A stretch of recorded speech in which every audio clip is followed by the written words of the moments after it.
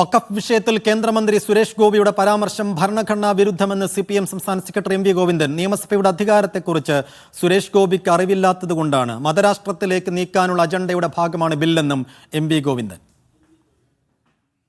അല്ല, കേന്ദ്രമന്ത്രിയുടെ ജനാധിപത്യ വിരുദ്ധമായ ഭരണഘടനാ വിരുദ്ധമായ പരാമർശങ്ങൾക്കൊന്നും മറുപടി പറയാൻ ഉദ്ദേശിക്കുന്നില്ല. അത് ഭരണഘടനാ വിരുദ്ധമാണ്. അങ്ങനെ നിയമസഭയ്ക്ക് പ്രമേയം അവതരിപ്പിക്കാൻ ഭരണഘടനാപരമായ അവകാശമുണ്ട്. ആ അവകാശത്തിൻ്റെ മേലെ അതിനെ സംബന്ധിച്ച് ധാരണയില്ലാതെ അദ്ദേഹം സംസാരിച്ചിരിക്കുന്നു എന്ന് മാത്രമേ ഉള്ളൂ. അതങ്ങനെ കണ്ടാൽ മതി.